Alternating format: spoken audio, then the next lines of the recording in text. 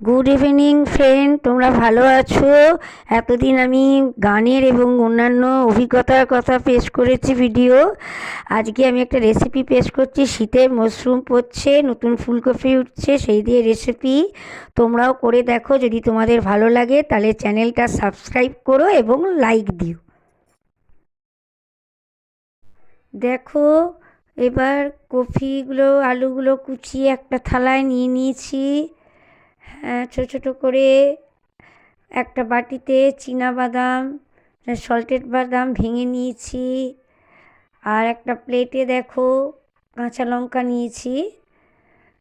আর ময়দাটাকে মেখে একটা ছোট্ট ডো বানিয়েছি। আর এবার সবগুলো উপকরণ রেডি। কড়াইতে ছোটো ছোটো ফুলকপি আর আলু কুচোনোটা দিয়ে নাড়ছি ভালো করে। দেখতে পাচ্ছ, ভালো করে নাড়বো যতক্ষণ না লাল হয়, নেড়েই যাচ্ছি।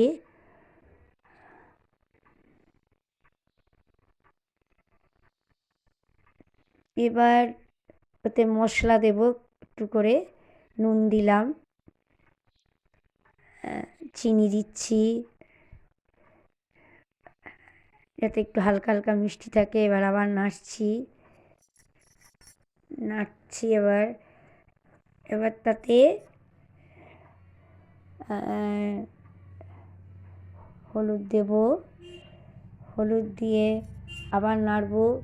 ফুলকপি ও আলুর মধ্যে হলুদটা যাতে ভালো করে মিশে, হ্যাঁ, সেইভাবে নাড়ছি ভালো করে। হ্যাঁ, নেড়ে ফুলকপি আলুতে হলুদটা মেখে গেছে। এবার লঙ্কা কুচো করে ওর মধ্যে, কুচো কুচো লঙ্কা মানে কাঁচি দিয়ে কেটে লঙ্কাগুলো কড়াইতে দেব। লঙ্কাগুলো কেটে দিচ্ছি কাঁচিতে। কেটে লঙ্কার কুচোগুলো দিয়ে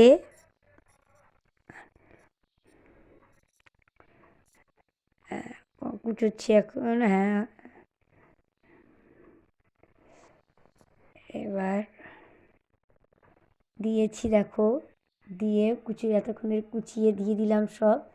দিয়ে এবার নাড়ছি। এবার লঙ্কাটা তোমরা তোমাদের পরিমাণ মতো দেবে। দেখো, আমি যতটা ঝাল খাবো সেটা বুঝে, এবং তোমরা যেমন ঝাল মানে সিঙাড়াটা ঝাল করতে চাও, একটু আদা দিলাম। দিয়ে এবার কষতে থাকবো মশলাটা। ভালো করে কষবো যাতে মশলাটা আদার কাঁচা গন্ধ না থাকে, এবং হলুদেরও যেন কাঁচা গন্ধ না ছাড়ে। ভালো করে মশলার ধোঁয়া উঠছে। কষাটা ভালো করে করার চেষ্টা করছি। এবার হয়ে গেছে কষা। এবার তেল দিয়েছি কড়াইতে অল্প, আর বাদামটা কড়াইতে দিচ্ছি।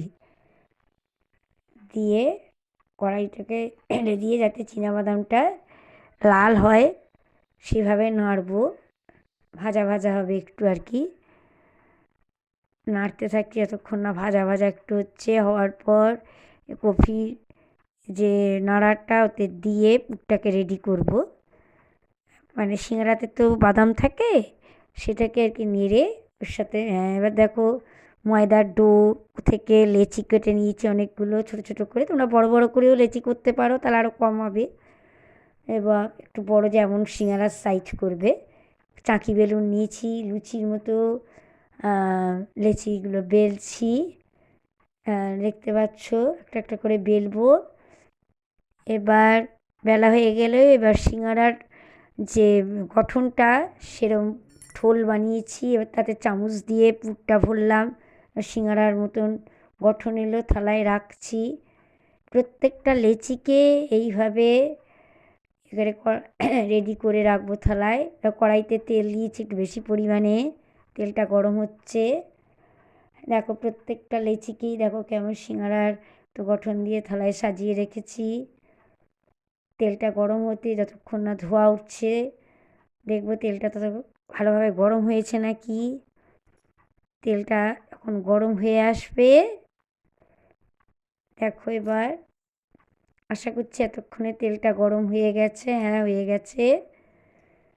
এবার সিঙ্গারাগুলোকে ছেড়ে ভাজছি ভালো করে। মাঝখানে দিয়ে দিচ্ছি যাতে ভালোভাবে লাল লাল হয়। উল্টে দেব সিঙ্গারাকে একটা একটা করে। দেখো উল্টালাম যাতে ওই দিকটাও লাল হয়। একটা দিক লাল হলে তো হবে না, দুদিকই ভাজা হতে হবে ভালোভাবে, তবে খেতে ভালো লাগবে। এইভাবে প্রত্যেকটা সিঙ্গারাকেই তেলে ভেজে নেব, যতগুলো মানে করেছি আর কি, বানিয়েছি ময়দার ডো থেকে। সবগুলো ভালো করে ভাজার পর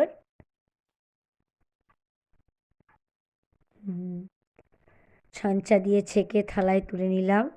দেখো সুন্দর করে সাজিয়েছি থালাতে। এবার সেটাকে টেবিলে নিয়ে যাব, টেবিলে নিয়ে গিয়ে সবাই মিলে এটা খাবো।